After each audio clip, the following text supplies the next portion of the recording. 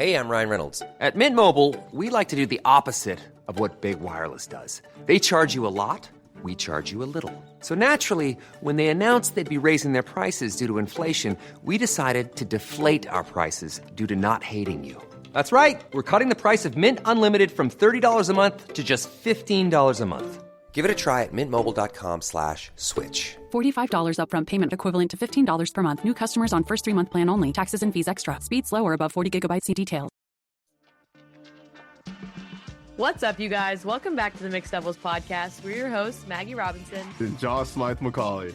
We're former D1 athletes and co-workers at a major professional sports league with a passion for all things women's sports. If you're interested in more content, please follow us at Mixed Doubles Pod on Instagram. That's 1D, the mix and the double, share it. We have lots of fun things on our stories. We're posting more on the gram, so hit us up there. And Josh, take it away. All opinions stated here are our own and have no affiliation with our partner whatsoever. You want to say that? Partner, not employer. Did I say our partner? I was thinking so much about partnerships. No, with our employee whatsoever. Our employee? Our employer. Oh my God. We're keeping that in. Fine, go for it. Yeah, all opinions stated are our own, have no affiliation with our employer whatsoever. Thank you in advance. Maggie, talk to me. We haven't done a solo pod in a while. Obviously. Clearly. But you've had some fun adventures in the meantime. What's up? I don't even know if we ever brought up your handball experience, but you got to talk about that. I don't think we did. You guys, listen. So, as you know, the Paris Olympics were this past August. And as you also should know by now, Josh used to sit right behind me at work and we would just talk all the time. And so I remember watching handball like a while ago and being like, I feel like I could be really good at that sport. Like thinking about what Olympic sports we could excel at. And I was like, genuinely, I have the hand-eye coordination. I have the physicality. I think I could do this. Sign me up. So I looked online and found the Team USA handball email address and application form, sent off a cold email. I was like, hi, my name is Maggie Robinson. I'm 5'9". I just ran a half Ironman and I was a D1 goalkeeper, whatever. Wrote them my whole resume and then fired off this like application form, sent it into the ether and thought nothing of it. And then I get an email back from Henrik from Team USA Handball who's like, hey, Maggie, like based on your stats, like this sounds really exciting. We'd love to have you come out to our New York City feeder club. Here's 2 current Team USA players. Talk to them. Boom. We're in there. So we're in there. And I'm like, all right, I'll do this for the bit. Like, I'll do this. So it's a random Tuesday after work. Let me paint you the picture. The practice is at like 7:30 p.m. It's in Upper East Harlem. So I'm like taking the train up by myself post work. I'm like walking on the side of like a highway. I walk in and I don't know anyone and I fill out my application forms and I get into the gym and it's just like everyone knows each other. And I'm like, okay, that's a little scary. And then we get into the circle. Turns out I missed tryouts. This is their first day of actual practice. And they're like, so we're just going to go around and like refresh, like tell us your name, tell us where you're from and tell us how many years you played handball. Boom. Cool. Easy. Done. So they start going around. Hi, I'm Lena. I'm from the Netherlands. Lena's like 6'2" and like huge. Like girl could pick me up and eat me. I'm standing right next to her. She's from the Netherlands. She's been playing for 15 years. Next goes like, hi, I'm Greta. I've been playing my whole life. Greta's from Germany. Greta's wearing her full German kit with full of like German sponsorship. She's got the knee-high socks, like the court shoes. She's not fucking around. And then it continues around the circle of like 15 girls. They're all European or Brazilian. And then it literally comes to me. I'm standing there in my 2019 Penn soccer shirt, neon blue running sneakers. And I'm like, hi, guys. Fitted up. I'm Maggie Robinson. I'm from Nashville, Tennessee. And I've never played before. I'm like, hey. And they all just kind of like, welcome. Cool. And then, so I'm already like really intimidated, like horrendously intimidated. Then we go to start practicing. And I'm like, it's just throwing a ball. It's not that hard. They cover the ball with a sticky resin. That makes it so impossible to throw. It like spikes off your hands. So I'm throwing it at their kneecaps. It's so bad. And if you know me, you know, like when things get uncomfortable, I giggle. So I'm like, I'm laughing because I'm so uncomfortable at how bad I am. And the coach is this like strict Norwegian guy. And he's like trying to give me pointers. And I'm just like laughing the whole time. Like, I can't keep it together. And then finally, like, practice, thank God it ends. And they're like, thank you to all our newbies. And like, look straight at me. I'm like, guys, I'm the only one here who's new. You can really just say it's me. Like, you don't need to try to. Yeah. So I didn't go back, and I have not responded to any emails. But I did try out. But they emailed you back. Yeah. He asked for a check-in on how it went, and I simply did not let him know. Okay, but like, this sounds like they wanted you to come back. I don't know. That's what it sounds like. If they're how'd it go, like, hey, that was the Team USA Handball guy who wasn't at practice, so he didn't witness what went down. Oh, he was just checking in, and I didn't have the heart to be like, Henrik, I'm terrible. Yeah, the Norwegian coach didn't relay the news. No, he didn't. I don't think I was worth his time. So you have to know when to leave, and I think I did, but you can't say I didn't try it. Well, I'm also thinking, like, so all of these girls from all these different countries, they're playing for Team USA? No, or they're just they're practicing. Team. This is a club team. It's the best club team in the nation, I found out. Come to find out, they just won nationals last year. Yeah, casual. But they all play for, like, different, if they were playing on national teams, they play for different teams. But this is, like, their local club. Gotcha. You know? And they all just live in New York. They all just happen to live in New York. Oh, that's awesome. Honestly, I mean, terrible for you that you got exposed like that. But, I mean, let's talk about it, because I thought the same thing. Like, I could go play handball easily, right? Easy. Shit's not easy. Shit's never easy. It's never as easy as it looks, and it only looks easy because they're so damn good. That's the thing that we all tend to forget. And with that said, I'm gonna go try out for handball, and I'm gonna dunk on these fools. I feel great about that. Yeah. No, with that being said, you're gonna go try to run a decathlon. Let's talk. No, sir. I mean, okay, so it started off as a joke, I guess, but of the same vein of watching the Olympics and watching the decathletes and just thinking, like, oh, it's so fun how they do so many different sports, in 2 days or whatever it is. And then it was like, I know that I will not come close to the scores that they get, the point totals or whatever. Let's say like 8,000 or something off of all the 10 events that they do. But it would be fun to really train for a little bit and put myself to the test and see how many points I could score based off of their score system. I think that would be a lot of fun. And I think, I was just talking to you earlier how I tried to do some sprints yesterday.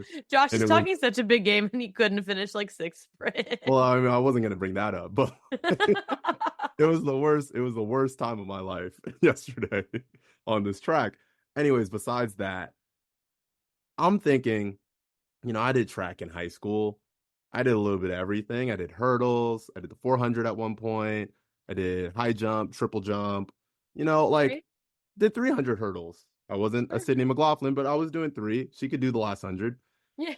I'm thinking, like, I could train for a decathlon right now in my ripe age of 25. Yeah.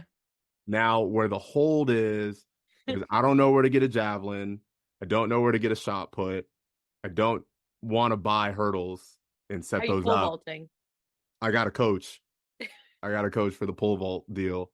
But again, like, where am I going to get a mat? Where am I going to get all this equipment to do this? So that's for if anybody's listening right now and they want to see this happen. I got Maggie looped in. She's down to clown. We will document all of this, like from day one to whenever we finish training we'll have a field day. We'll invite everybody. Everybody's welcome. We want you to pull up. It would be a movie. It would. Guys, literally fund our decathlon journey. We're both going to train for it. We just need the equipment, and we have people who can coach us, and we also need a videographer. If there's any, like, new videographers, let us know. We'd love for you to come shoot this. Let's make a TikTok series. I think it would be hilarious. I think Josh would eat me up in every category except for the 1500, because I can actually run longer distances. But I think you would smoke me in everything else.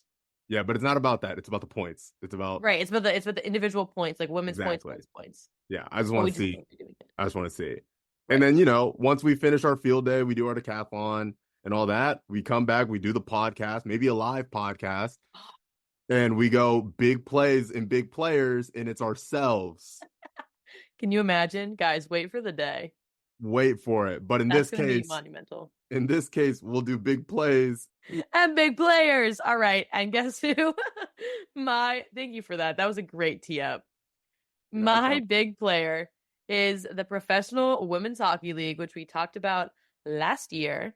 So the Professional Women's Hockey League is adding 2 teams to the 2025-26 season.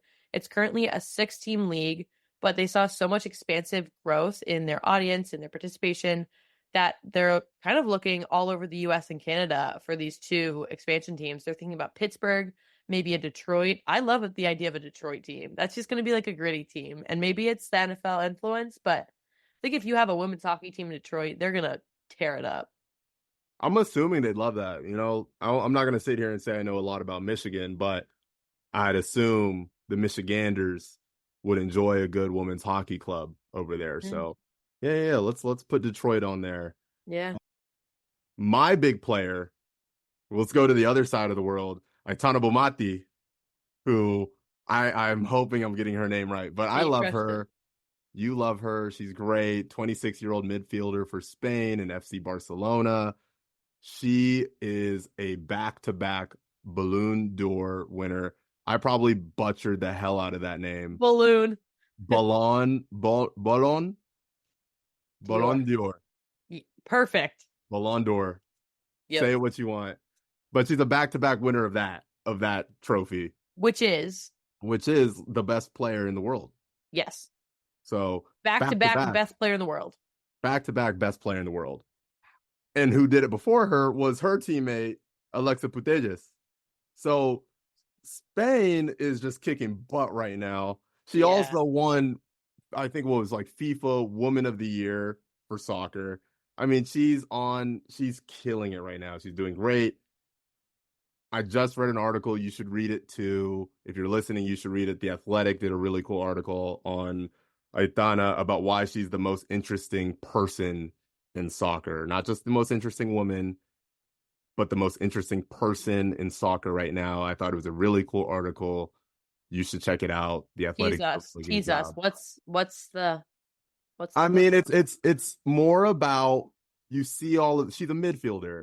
Mm-hmm. You know soccer more than I do, mm-hmm. But typically you see some of these best players in the world, the people who get these accolades are more your aggressive scorers, they're forwards, they're big, you know. She's small, like she's 5'3", 5'4", I think. Oh. You know, and she plays, and what they kind of detail in the article is she plays more tactically. Mm-hmm. And she's, you know, in her role as a midfielder.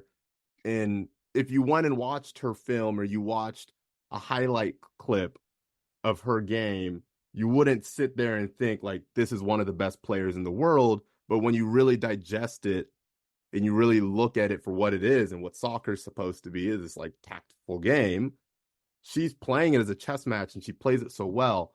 And so it was kind of talking about that, but then also just her and her personality. She's very relaxed. I wouldn't say shy, but reserved. She still lives, you know, from her hometown. She hangs out with her hometown friends. Like, she does all these things that are irregular compared to what you would think a Ballon d'Or winner would do, or, you know, the best player in soccer in the world would do and be, right? Is boastful and extravagant and all this stuff. And she doesn't really do a lot of that. So it talks about that in depth and with a lot more knowledge about soccer than I have. But it's really good, and I do think people should check it out. But that's my big player of the week, and shout out to her. So with that, we'll get into some more general industry news. I know you have some partnership, sponsorship stuff. I teased us saying partner earlier. You can actually give us the full scoop. So Angel Reese from the WNBA on the Chicago Sky is getting a signature shoe with Reebok. And this is big because until this point, they didn't have a women's basketball as a face of a shoe line. They had one other WNBA star. They had Lexi Brown with the shoe deal, but she wasn't like the face of the brand. You know what I'm saying? She wasn't the face of women's basketball for Reebok. Angel Reese is going to be that. And There's a few reasons behind this. One, she has a very close relationship with Shaq, who is the president of Reebok basketball. She also chose Reebok over the potential of having a shoe deal with Nike because she wanted to have the visibility that being the only face of this one brand's basketball line, that Nike has all the stars, like she might get lost in the shuffle because their Rolodex is so incredible. She's going to stand out at Reebok because no one else is there. So I think she's kind of positioning herself really well. And this is a fun fact. She's ranked number 26 on the list of the top 50 most marketable athletes. So great move by Reebok as well. They knew what they were doing. This was strategic. I'm excited to see what these look like. They're going to be dropping in spring of 2026. So I'll keep my eyes out. That'll be cool. That'll be cool. Good for her. I mean, she's balling right now. She was flexing her income a little bit, talking about her rent was a lot more than her salary at the WNBA, which we all know she's making a lot more than outside of. But what was her rent? I think $96,000 a year. But like, she's making so much money, she'll be fine. Yeah, she'll be fine. It was jokingly complaining about that, so she'll be okay. Anyways, going over to tennis, our favorite. It's nearing the end of its season. You might have thought it ended with the U.S. Open. There's more tennis after the U.S. Open. There's surprise, guys. There's more tennis after the U.S. Open. But the U.S. Open was the last Grand Slam event, which Sabalenka won. So heading into what is going to be now the WTA Finals, the Women's Tennis Association in Long, will be next week, 2nd through the 9th of November. Sabalenka comes in at number 1 in singles rankings. Behind her is Iga Swiatek, and number 3 is Coco Gauff. So all three have had very different seasons. Sabalenka has obviously crushed it, winning the last Grand Slam, and I think a couple others or one other, and then has won 20 of her 21 last matches. So she comes into the WTA Finals hot. Don't think a lot of people believe she's going to do anything other than win or, stay in that number 1 spot. I'm sure Iga has something to say about that. She came into the same position last year at number 2 and actually pulled off just going undefeated throughout the finals and ended up at number 1, besting Sabalenka. And then Coco Gauff recently won a match, the China Open. So that was really cool for her, but I'm sure she's wanted a better season. But, we always have next season, and she's young. She's young. It'll be up and up for her. So very exciting. With time. Okay, something new on the horizon. This has been spoken a lot about, and now we're finally going to see it come to fruition. Let's talk about the Unrivaled Basketball League, this new 3v3 league that a lot of WNBA players are playing in. So this league is actually really funny. Not funny, but you look at it from the WNBA Finals perspective, and you had Stewie and Nafisa, who are both the kind of co-founders of this league, playing against each other. And then just kind of being, afterwards, like, all right, cool. Now we got our league going on right after this. So that was what was funny about this. What's not funny about this is that they signed a deal with TNT to be the main media distributor for this league, which is huge. And that's big. TNT had NBA. TNT had NBA. They have it for one more season, and then it'll be going to Amazon Prime and NBC. So they lost the NBA. But it was cool. I was watching a panel on kind of the future of women's sports, and they had a representative from a company that helped do the deal between TNT and Unrivaled. And he was talking about, and I think this is very true anywhere, is like these companies don't do these deals out of the kindness of their heart. Right. It's not charity. It's not, well, you guys have this cute little, no, it's none of that. Business. They do it because they think it makes sense with their portfolio of other live rights. And so for them to understand where they're at, TNT, and look at Unrivaled as what I'm thinking or imagining is a growth product for them is huge. And it's very indicative of what I think this league will be. But with that, I know they just also announced their names for the 6 clubs. If you want to take us through that. I'm laughing because some of these names, man, I have some thoughts. All right, let's run through them and then I'll give you my feedback. Please. We have the Laces Basketball Club. We have the Lunar Owls Basketball Club. We have Mist Basketball Club. We have Rose Basketball Club, Phantom Basketball Club, and Vinyl Basketball Club. Laces Basketball Club Sounds like the name you gave yourself when you were 7 years old, playing in your backyard league. Come Laces on. on 3. What? Like, come on. I don't know how generic they were going for. I get you. I follow you. I follow And you. then to follow that up with the Lunar Owls? What? I like that one. I'm a Okay. fan. Like I could rock with the little Lunar Owls gear. Like It could be cute. That's true. The branding has good potential there. The laces, you can't do much with that. basketball laces. I mean, they were Sure. going for something. Vinyl? Yeah, everybody loves vinyl. Everybody like, You're it's trying to. it's hip. It's hip. It's hip. It's what the kids And like. come on. Yeah. Anyway, I think those names leave a little to be desired, but I'm excited to watch. They have amazing stars playing in this league, so it genuinely will be really good talent. And 3v3 is fun because it's so fast. They're like, we're gonna get some good content out of this. I'm excited. But you want to head us over to some big WNBA news that's been hitting this last week? Yeah, I'm sure if you follow women's sports at all, women's basketball especially, you've seen that in the last week, the WNBA has fired, I don't say fired, has parted ways with 7 of the 12 coaches in the league.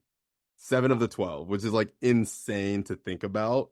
Some teams it makes sense, right? There's some teams that have been struggling and just didn't hit their benchmarks. And there's other teams where it's a bit of a head scratcher. I think the Sun are one of them where the Connecticut Sun, that was a really good team this year and obviously didn't reach their goal of the finals, but still were in really good position to do that. So them letting go of their coach, interesting move.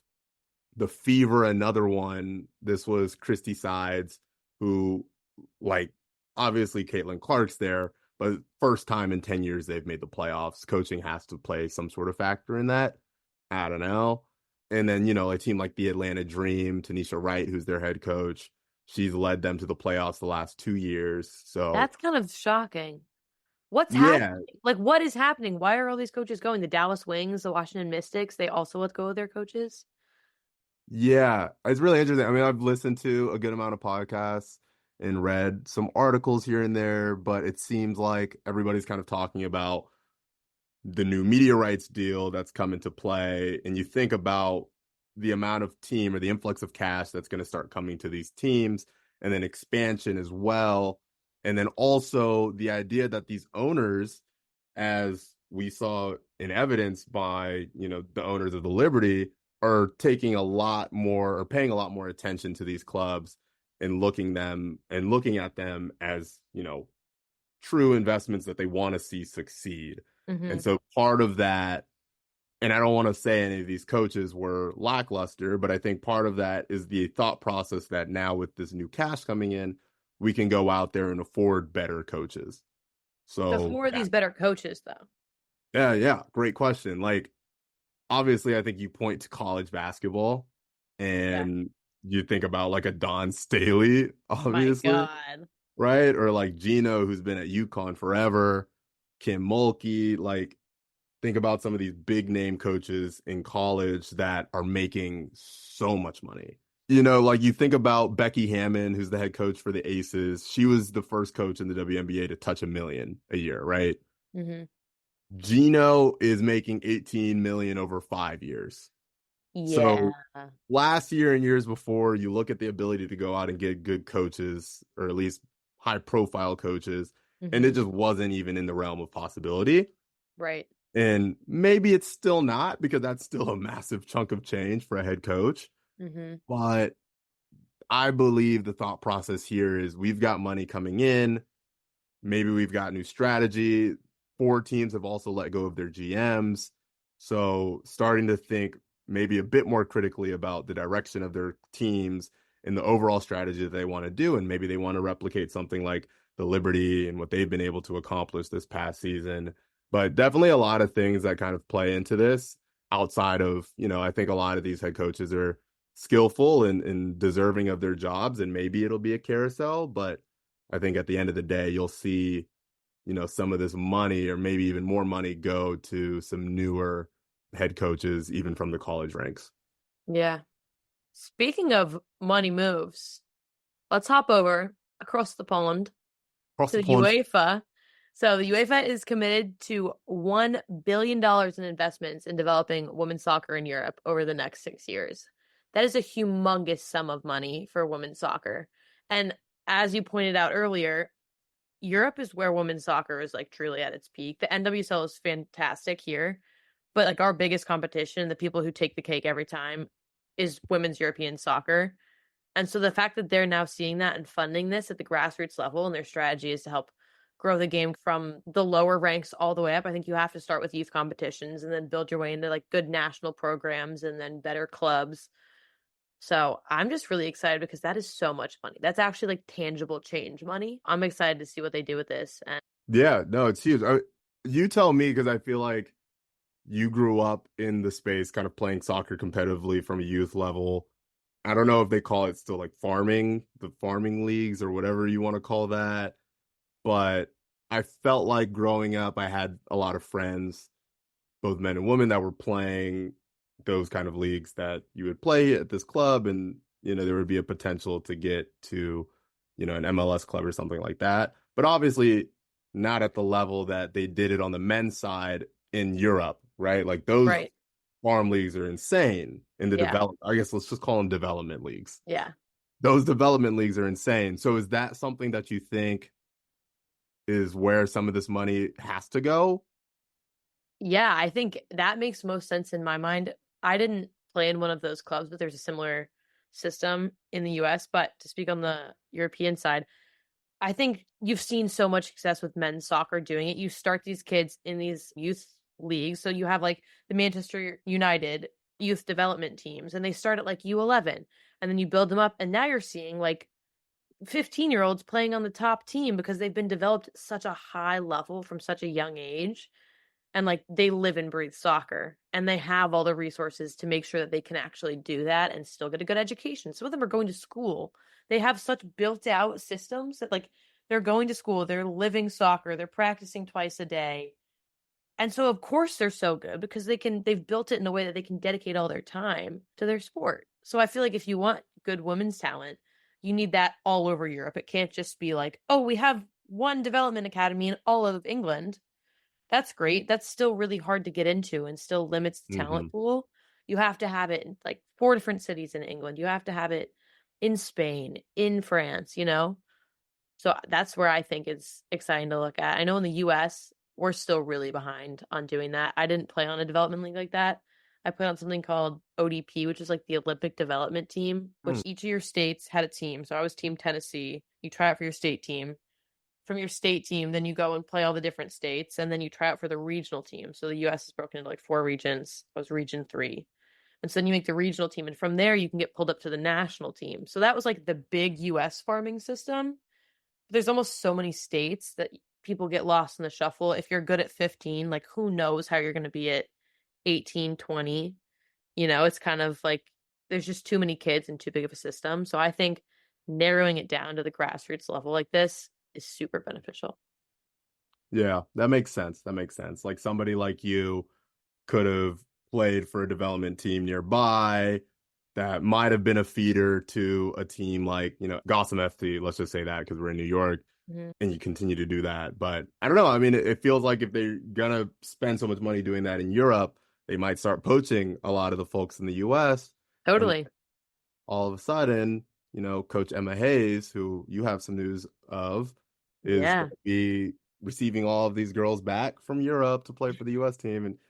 But anyways. I know. So Emma Hayes, as you just mentioned her, we talked about the Ballon d'Or Player of the Year. She is the Coach of the Year, and this is really important. She just took over the U.S. Women's National Team head coaching role. This is a very new change, like in the past year.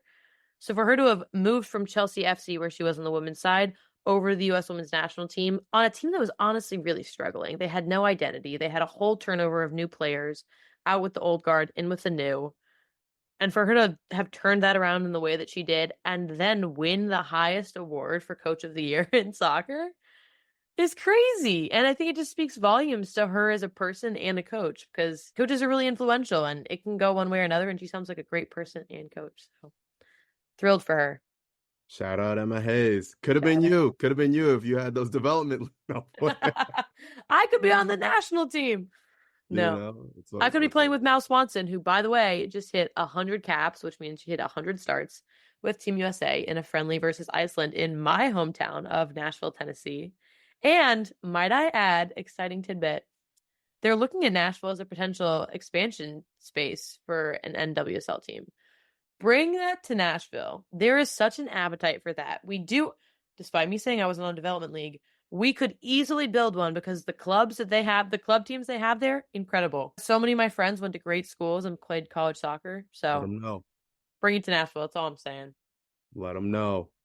Orlando Pride's Barbara Banda finished 12th in the Ballon d'Or. And you might be asking, why is that important? Why are we talking about it? Because it's the highest ever ranking of an African woman footballer, which is huge. I think you've seen over the past couple World Cups, the prominence of African teams and African clubs has become greater and greater. And as these players get more, we're just talking about development and investment. That's what it takes.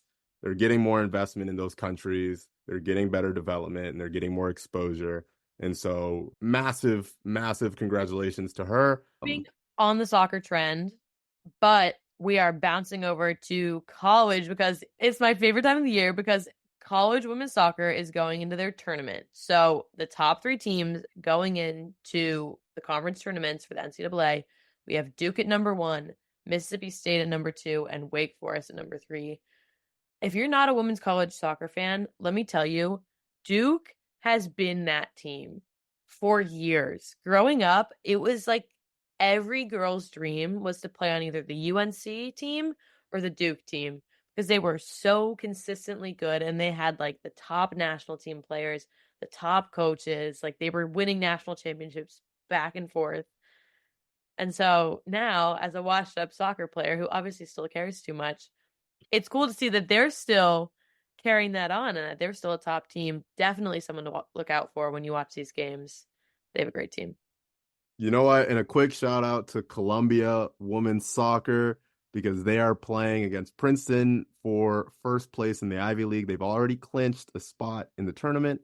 But if we beat the shit out of Princeton this weekend, we're number 1. That's big time. And I want it. That's big. And I want it. But if there's anything I want more than that, it's for college women's basketball to start. Oh my God. I'm lying. I would love for Columbia to be number 1 in women's soccer. That'd be great. But I do love college women's basketball. And it tips off next Monday, November 4th. Tune in. There are some really big storylines. Obviously, Caitlin Clark's gone. But guess what? Paige Buckets is still there. Whoa. Juju Watkins is still there. We've got talent across the board. So quick top 5, just so you have an understanding of who to watch, who to look out for. South Carolina, duh. They've got depth. Like, Dawn Staley recently got interviewed, and she was like, imagine being another coach and having to think about 14 other girls, having to actually go and review film for 14. So, that's how deep my team is. So, yeah, they're going to be scary. UConn number 2, Paige Buckets. USC number 3, Juju. And then Ariafin, who is fantastic. She'll be a top 3 pick probably in the WNBA draft next year. Texas, hook 'em. They get Rory Harmon back, who was on, I think, the Naismith National Player of the Year watch list before tearing her ACL last season. And they also get Madison Booker, who's young, who averaged 20 points last season. She'll be amazing for them. And then UCLA at 5, who was a team that folks thought could compete for a national title last year. They'll look to prove them right this year, returning Kiki Rice, who was the number 2 player in her class, and Lauren Betts. So it's going to be a star-studded season. To close out, though, I'm sure there's a team that everybody's like, oh my God, like they're not top 5. They're not top 25. Could you guess who? What is it? Columbia women's basketball? All right, calm down. Okay, let's not do that. All right, wait. Let me say, I did go to their playoff game last year, and they were incredibly good. And they sent 2 girls to the WNBA, at least for training camp. So yes, we did, and it was electric. It was electric. I know you had a good time. I did. I'll spoil it for you. It's Iowa. Iowa's out of the top 25. Wow. Yeah, Caitlin Clark's gone. Kate Martin's gone, and their head coach is gone too. Oh. So I mean, it's not crazy. It's not No. crazy when you really think about it. But the fact that they had so much national coverage and attention last season to now all of a sudden just being out of the top 25. I mean, that's just the way college sports goes now. So, but it'll be exciting. Basketball and soccer. I mean, there's just so many good sports on right now. Whatever you want to choose from, it's there for you. So tap in. Tap in. That's all I have to say. And with that, thank you so much for listening. As always, another plug for the Instagram. Follow us at Mixed Doubles Pod. That's 1D, the Mixed and Double. Share it. And please, if you really like the show, give us a review on Apple Podcasts, on Spotify. Throw us 5 stars. Write a little comment if you're feeling nice. It goes a long way, and it really helps us up our listenership. So we appreciate you, and we'll talk to you next week. See ya. Bye.